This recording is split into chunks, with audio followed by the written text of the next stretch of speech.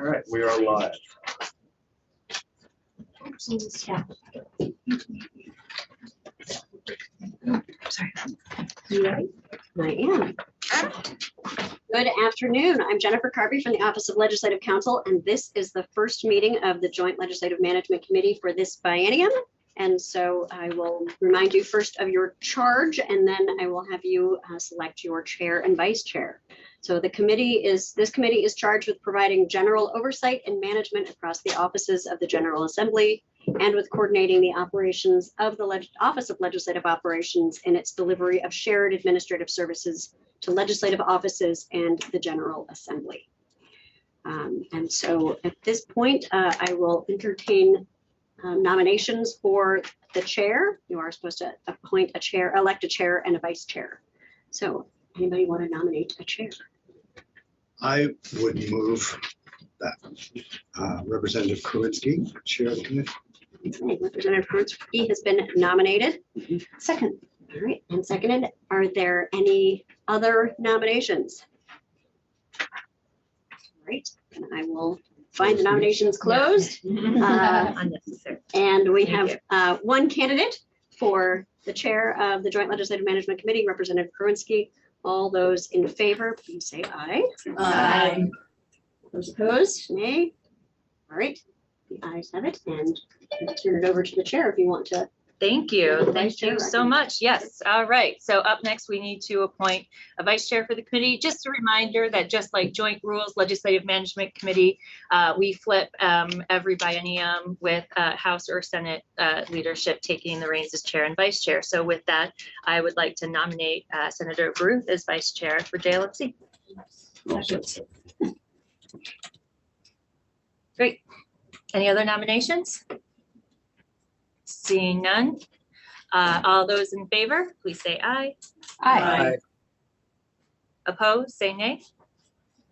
The ayes have it, and we have selected a new vice chair for the committee. Thank you, Senator Baruth. All right, so let's get down to work here. So on our agenda today, after electing our committee leadership, our next order of business is to attend to the Capitol Police budget request. And so with that, I would love to bring up our Sergeant at Arms and Capitol Police Chief Romei. Apologies about the space. Janet, do you want this chair? Janet, do you want this? No, I can squeeze it right. But you want to sit?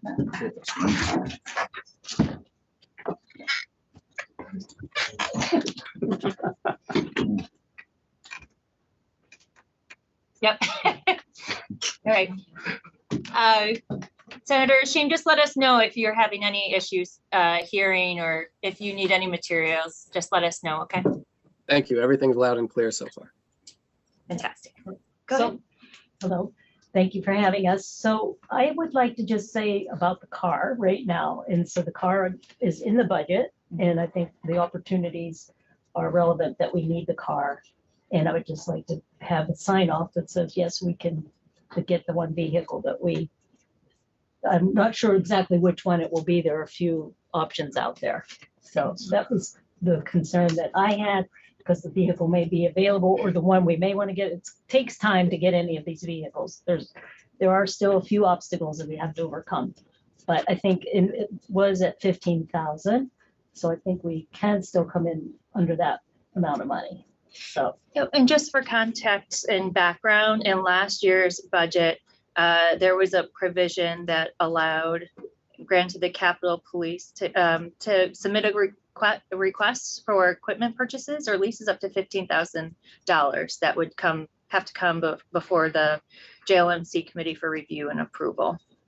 So that is where the 15 comes from. So we're requesting that. Does anyone have any questions? I don't have a question. I want to speak in favor of this. I think one of the things that drove this home to me was the chief talking about not being able to rely on Montpelier police for transportation, and so lacking that entirely here. But the other thing that I'm personally interested in for the Senate is trying to think about ways that we can make the State House perimeter have more of a feeling of security to it. And so assuming that this car is out in the parking lot where people see it as they come in, I think that's an equal argument to the transportation argument. I do feel like we are welcoming sometimes to a fault at the State House. People routinely express amazement to me that they walk in and there's no checks on anything. So I think seeing some police presence in the parking lot is a place to start. And so I think that, in addition to the transportation needs, seem very persuasive to me. So I'm all for doing it as quickly as possible. Any other questions, thoughts, or feedback? I have a question. Representative Shaw? Thank you. So Chief or Janet, so the senators spoke about the car being visible in the parking lot. I'm assuming it'll be visible 24 hours a day. Is that true? Yes. So if somebody pulls up here in the evening, they'll know, they think they'll know that there are police presence here, taking care of the building, taking care of the people in it. So Correct. the car stays basically at the cap. Yes. Thank you. Mhm. If there is no further discussion, then the chair would entertain a motion. Go ahead. Okay, I would move that first motion as printed. I guess the other folks don't have it. So move to approve the Capitol Police request for up to $15,000 for a vehicle purchase or lease pursuant to Act 185, Section E 128. Second. All right, any further discussion? All right, seeing none, I will call the roll. Senator Baruch, Yes. Senator Brock, Yes. Senator Hashim, Yes. Senator Kitchell, Yes. Representative James. Yes. Representative Shaw, Yes. Representative Wood, Yes. and I am a yes, so the motion carries 8-0. You can move forward with your request. Thank you. Thank you. And then we have a second additional request regarding this year's budget for the Capitol Police and some additional positions. So you want to present your request? I'm going to let Chief talk about that because I'm not sure how much detail you'll need to go into at this point. But if you want to kind of summarize our request, Chief. So thank you, Chief Matthew Romeo, Capitol Police. In response to some inquiries that we've had this year about our staffing and some internal conversations, we've asked to start moving the needle basically on the size of the Capitol Police.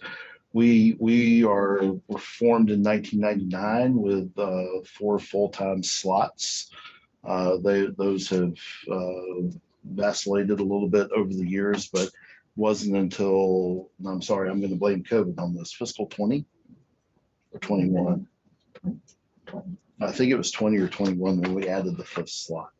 So we are certainly by the opinion of the surrounding agencies and some of our national partners that we've consulted in NLSSA behind the curve and the ability to perform our duties here.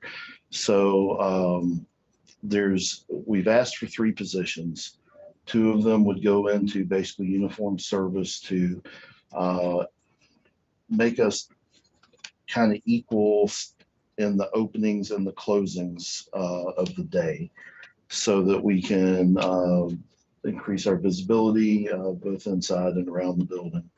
3rd position that we've asked for would be an investigative and intelligence role. Everything that we've looked at in our best practices, we should have someone that is fully oriented towards either investigating the cases that we generate or watching in that intelligence role for the things that are coming down the pike. We have an opportunity to participate in what's called the Fusion Liaison Program with the Vermont Intelligence Center, where we would this officer would receive that training and that skill set to do advanced intelligence roles, and would add an officer to our department with a security clearance. Currently, we only have one. So we think that's a valuable asset as we move forward in looking at the threats that we're dealing with these days. Go ahead. Chief, I wonder, could you describe, several people have noted to me that they feel like there's additional presence here this year. And is there some use of contracted staff, or I'm just trying to figure out, like, what's the schedule? What's the overall,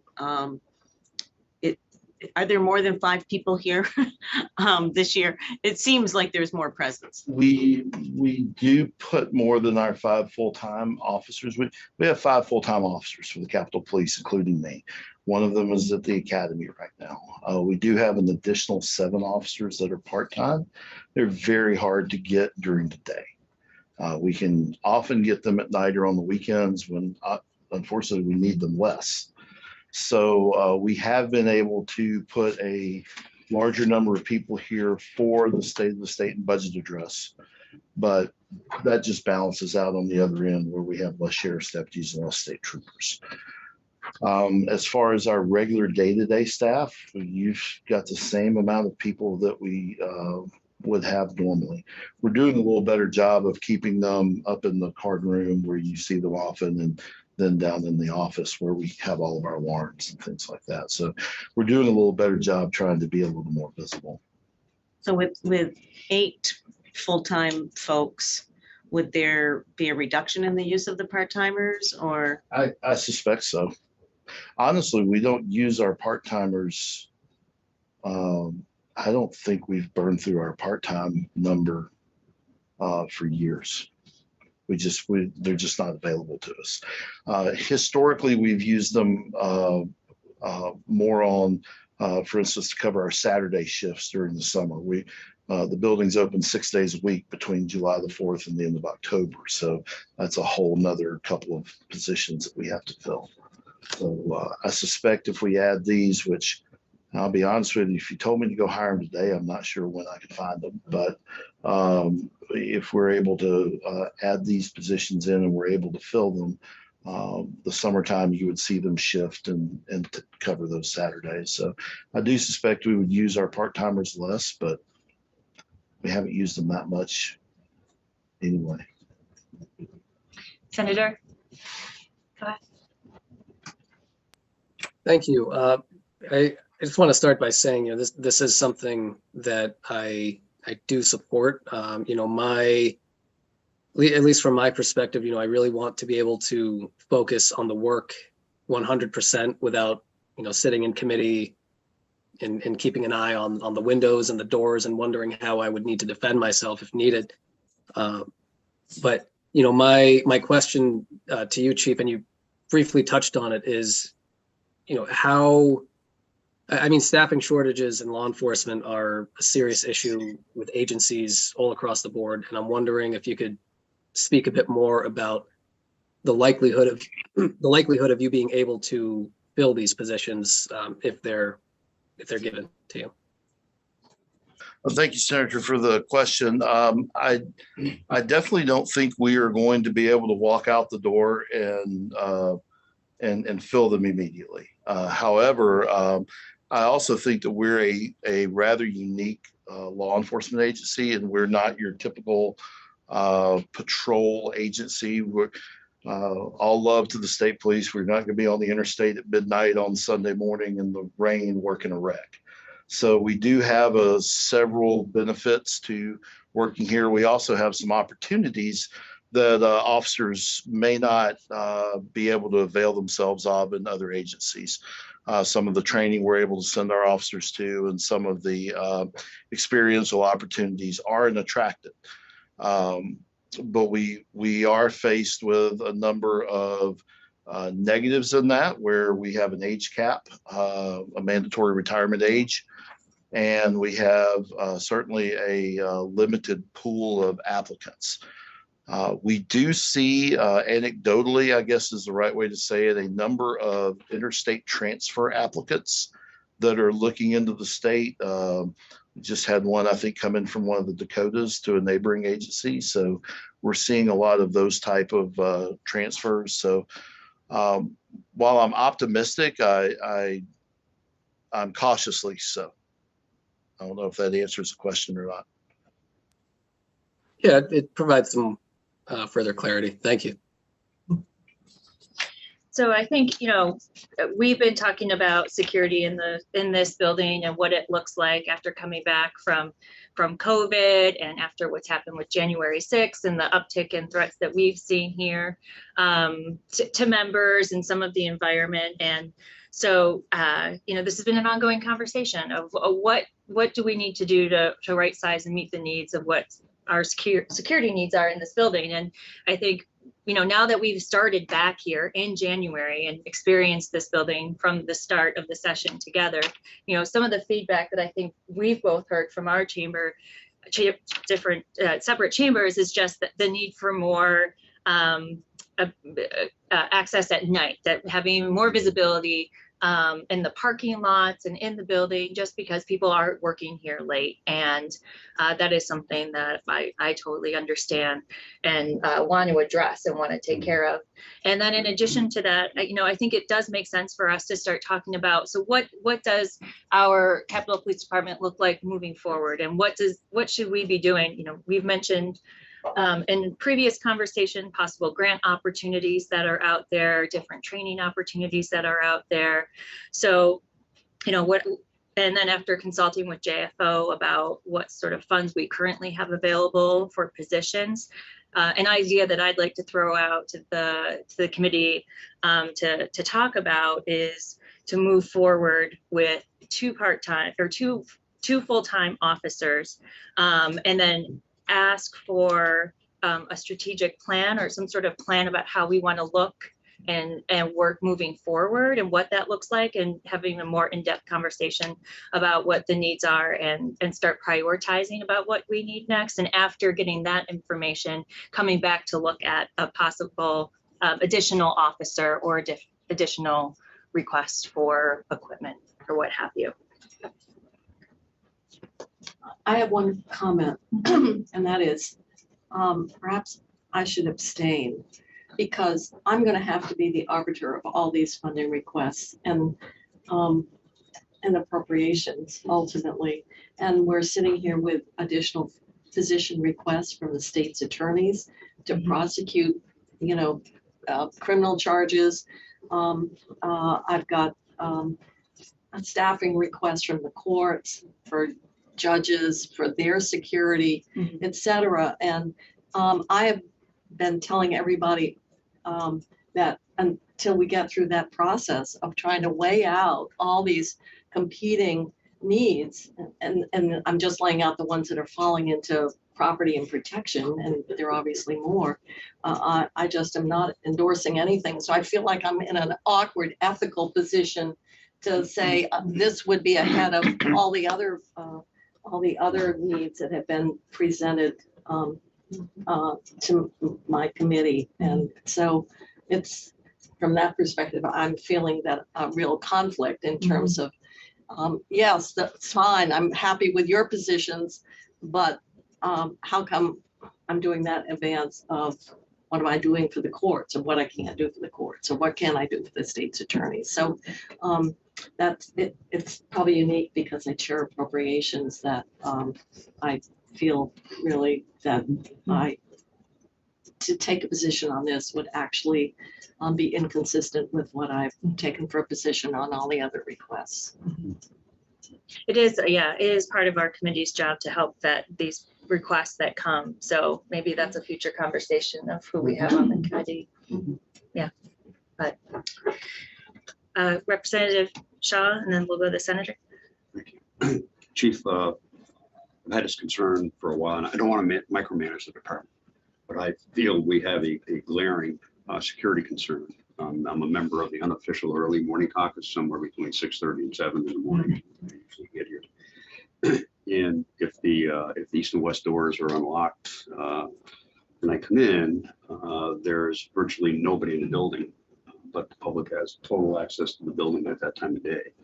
And it concerns me that an evildoer could get in the building between 7:30 and 8, or whenever your folks are available downstairs, or somebody comes in for the sergeant at arms office, could easily access the building and conceal themselves until sometime during the day where they could do some nefarious deeds. So I'm wondering, would two more officers help alleviate that situation where there's virtually no security on the first floor of the building early in the morning?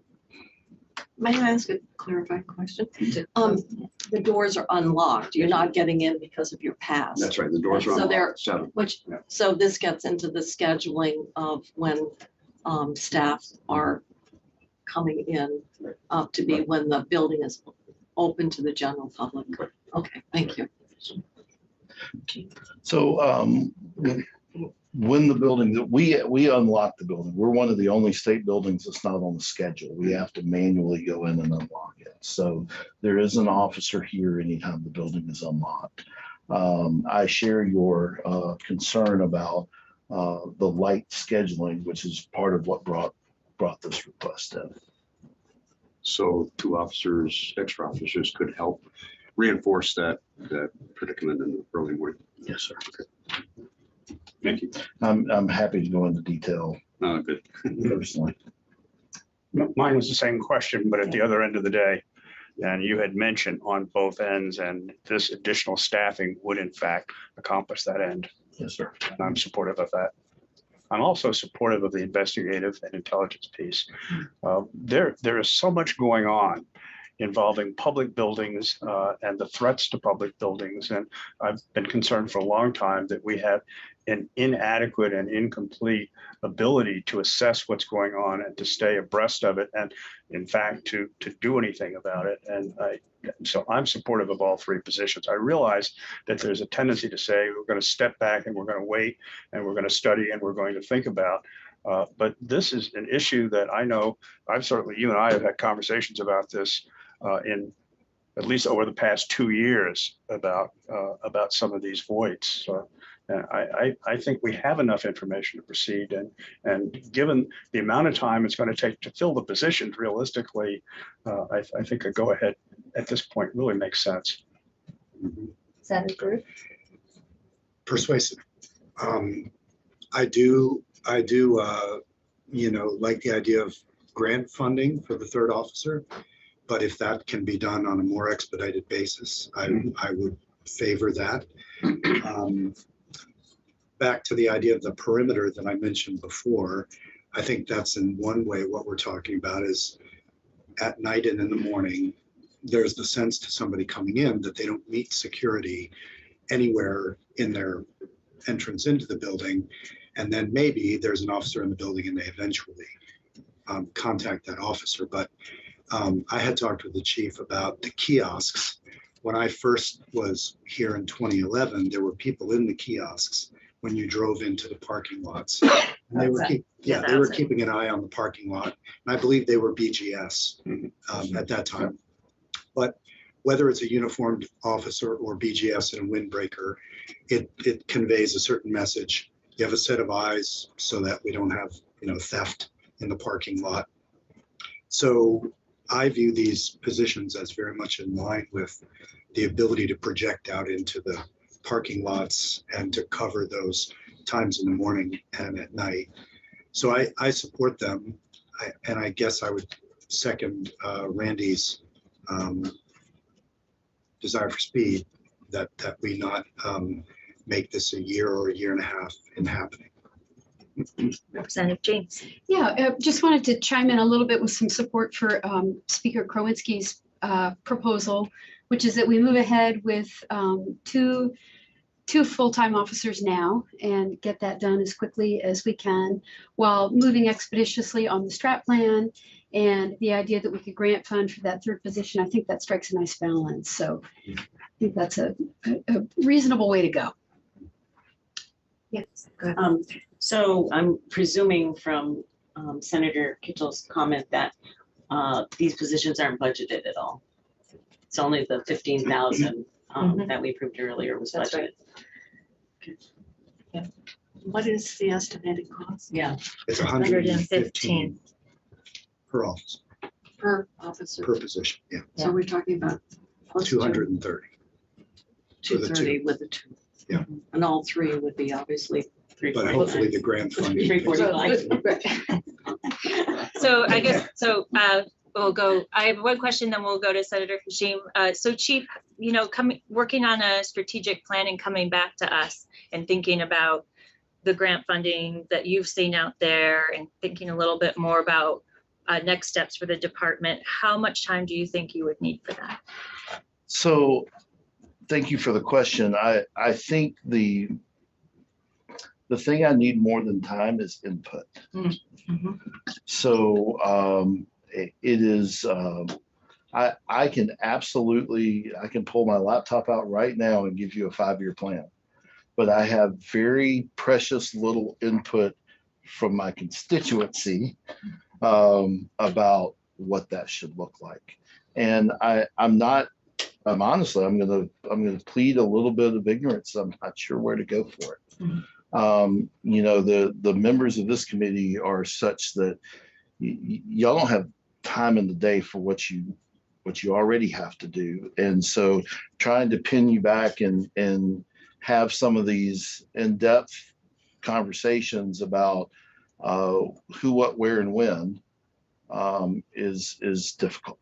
And I'm definitely trying not to load more onto your plate. But I will say the 2 grants that we routinely can look at for this, one deadline's in early May. The next deadline actually passed. So the May deadline would be in performance around October, and the Homeland Security grant closes in January and is in performance around October. So those are the general grant timelines that we work under. We've been successful on the Homeland Security grant. We have about $500,000 in 3 years off of that program. And that's actually what's paying to put the camera system in. However, there's also the struggle of managing the grants, and that is a pretty hefty load. I would love to lay out some ideas about where we go and what we do. I need some input pieces. Senator Hashim and then Senator Kitchell. Thank you. I just wanted to put in my 2 cents about the investigative position. And Chief, of course, correct me if I'm wrong, but I think we should move a bit more expeditiously for that position, with the consideration that it's most likely that individual is going to require a lot more training than a uniformed officer. If they're doing detective work, there's additional certifications they're going to have to get, additional training they're going to have to go through. And so just wanted to share that as my opinion regarding that position. Okay. I'm thinking about this. I hope I can commute, even though I may not vote today to take a position. Seems like the 2 issues, one of which is security, and that is having a presence, and whether you were talking about the person in the guardhouse, and then there are other that higher level law enforcement specific training. Do we oftentimes, I know our hospitals now are using Securitas, and so what they're looking at is more the security, and as opposed to someone who has all the authority of law enforcement and what a trained officer would bring. And I'm just asking, as you were looking at the issue around having a presence here, morning, earlier, later at night, or in the building, did you look at a different level than a trained certified law enforcement officer to carry out those functions? Just a question.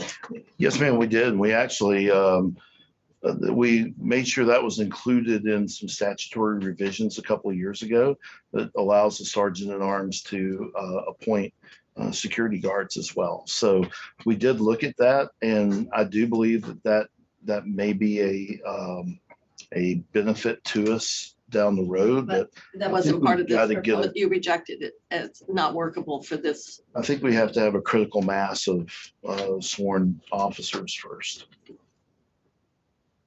So 8 officers, that's good size compared to, I don't know, what's the size of the Montpelier Police Department? 17. 17. So I was just looking at the draft motion, and if I'm understanding it right, it's asking that we make the hires, the 2 full-time hires, pending presentation and approval of a strategic plan. Back to Senator Brock's point, I feel like that could be a process that stretches out a bit, where we're approving a strategic plan. I would be all for hiring these people as it stands, and maybe having the pending plan, have the 3rd position be pending that strategic plan. Just to get moving on getting the 2 officers in as quickly as possible. Yeah, I think my goal here is that we're setting the stage for the conversation for the next steps, right? Yeah. And so perhaps the motion I'll put on the table is to approve the 2 full-time permanent Capitol Police officer positions, with the understanding that we're going to move forward with a strategic plan that we can talk further about and what that looks like. And in that would include the 3rd position with grant funding and other things that we want to take action on this next round. Does that mean in terms of the grant request, which I assume would have to be put in order to get grant funding for the 3rd position, would that delay the application for the grant? I don't think so. think You said it so. was October for the, The deadline is in Deadline. May. Oh. If you tell me to go apply for it, I will. And so I think we need a little bit more information on that, but we could meet back up in 2 weeks, get some more prep done. And I think it's important that we don't create a situation in which we have to spend a year figuring out what we're going to do before we do it, and then put in a request for a grant that will take more and more time. if it's going to be an entirely grant-funded position, I don't know that we can go wrong, really. If we put in for the grant, we could always, correct me if I'm wrong, we could always cancel our request for the grant at a later point. We could, yes, sir, we could withdraw our application or turn down the grant, or Yeah. JFC could always kill it in that process. I will say that the grant, mercilessly, I will say the grant application deadline that is in May is not a full funded grant. It's the COPS hiring grant that provides $125,000 over 3 years. We have to commit to a 4th or 5th year, I can't remember which, of performance. And it's designed to blunt the shock to the budget of adding personnel. And that has been successful within the state, but Could you restate your motion again? I'm a little confused on the grant application. Bill. Sure. So I will ask for a motion to approve the 2 full-time permanent Capitol Police positions with the understanding that we will have a plan presented from the chief that talks about grant funding and other opportunities for funding, with the goal that that would address another officer or other requests.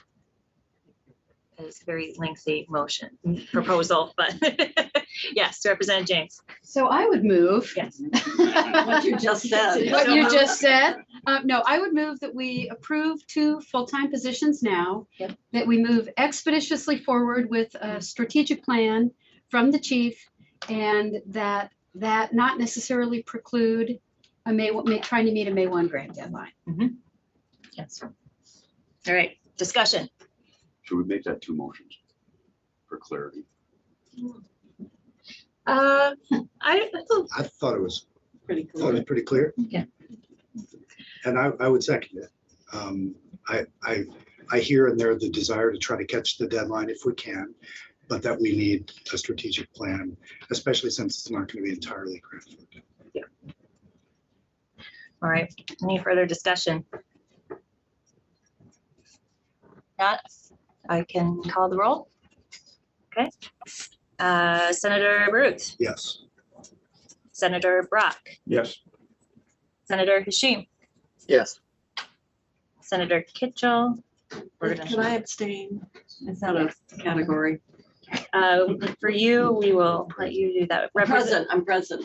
Representative James, Yes. Representative Shaw, Yes. Representative Wood, Yes. and I am a yes, so the motion carries 7-0. So that's that wraps up our agenda for today.